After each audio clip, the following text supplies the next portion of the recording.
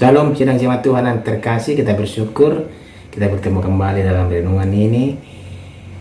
Mari persiapkan hatinya, kita bersuka cita di dalam Tuhan. Namun sebelum masuk ke dalam renungan kita mau memuji Tuhan.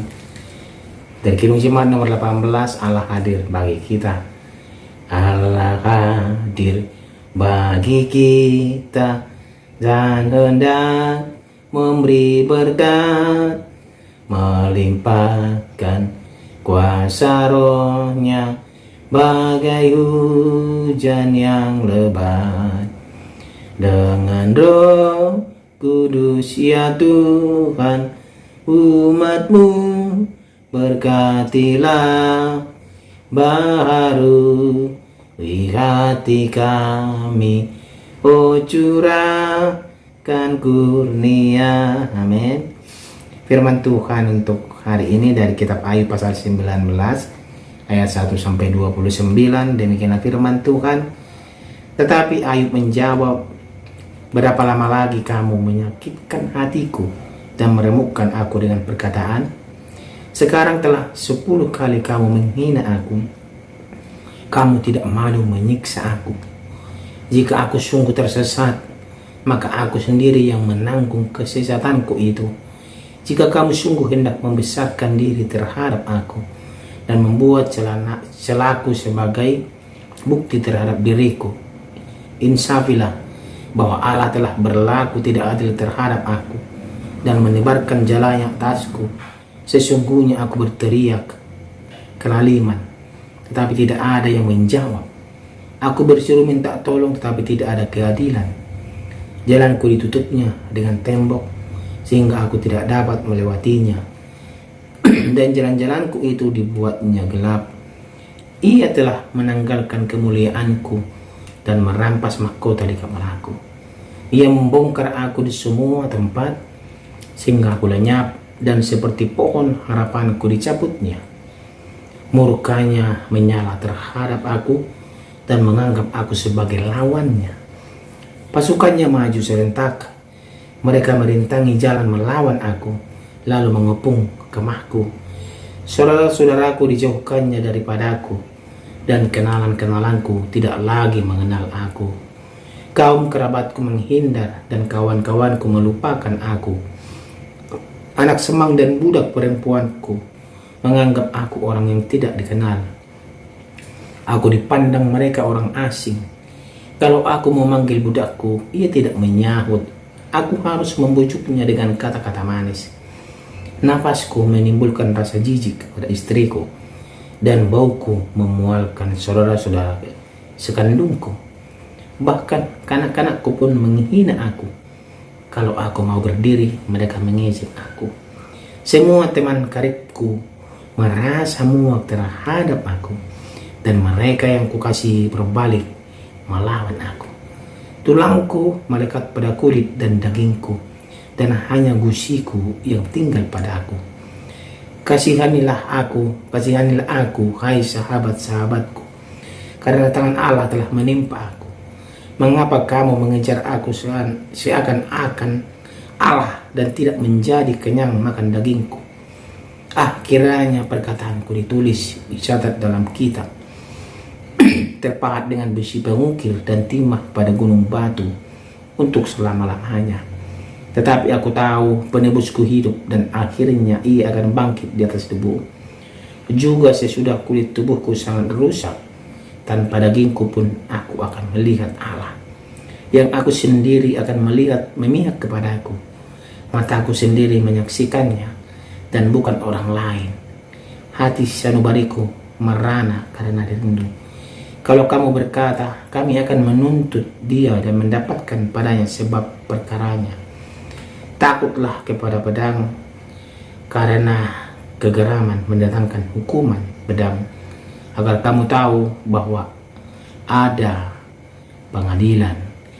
Demikianlah firman Tuhan.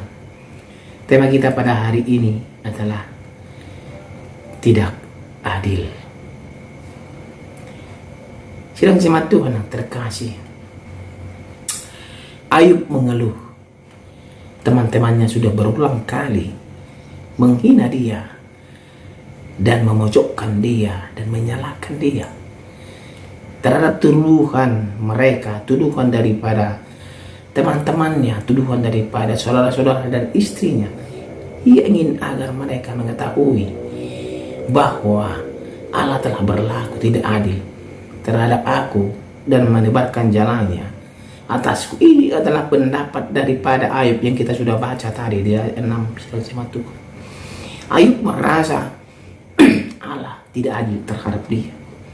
Walaupun dia berteriak, tidak ada yang datang menolong.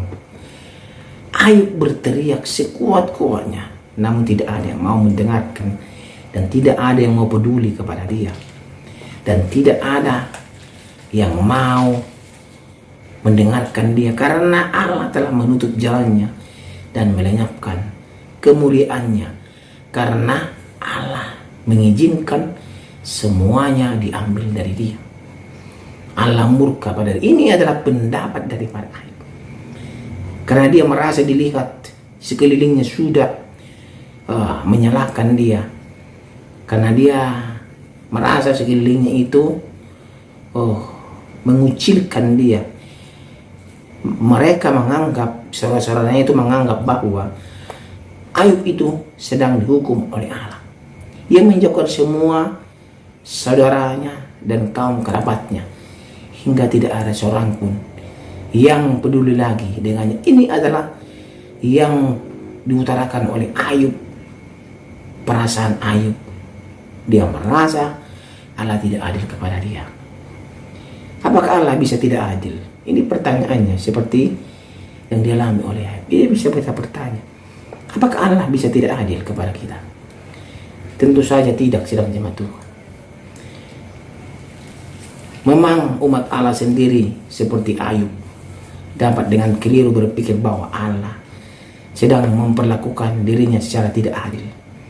Ini juga yang pernah kita rasakan dan katakan, bahwa Allah terkadang tidak adil terhadap hidup kita.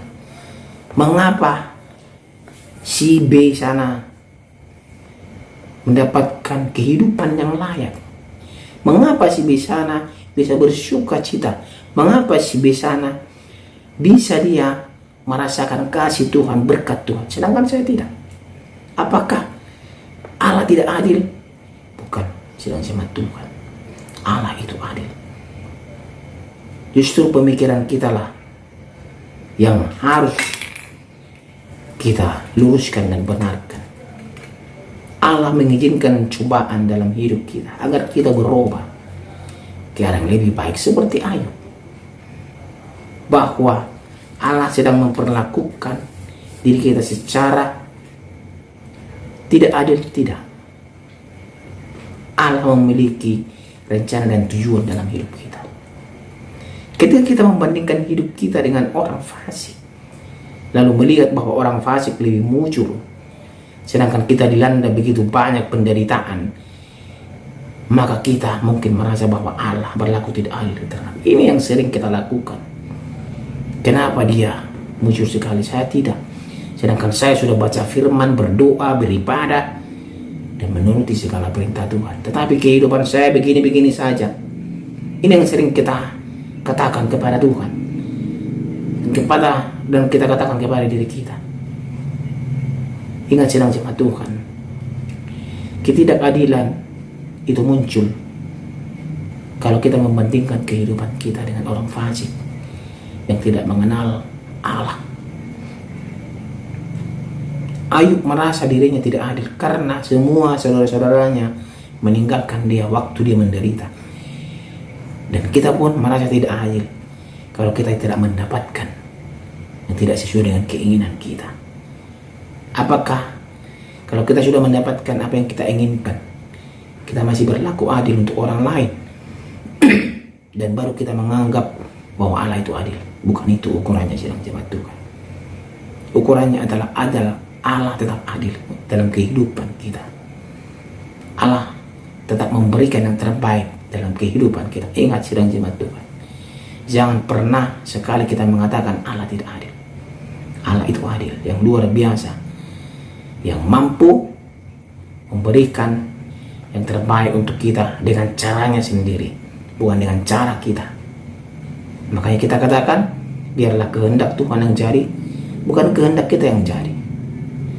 Sidang jemaat Tuhan, kalau kehendak Tuhan yang jadi dalam kehidupan kita, semua kita akan memperoleh damai sejahtera dan kehidupan yang layak di hadapan Tuhan.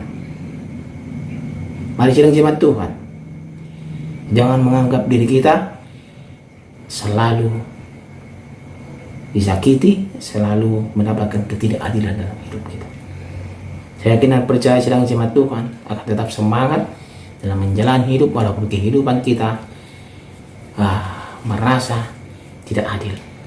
Berdoa, andalkan Tuhan dalam kehidupan agar apa yang kita anggap tidak adil akan memperoleh jalan keluar yang terbaik. Kita berdoa, terima kasih ya Tuhan. Kami percaya kehidupan kami dalam Tuhan akan terus pelihara dan memberikan yang terbaik.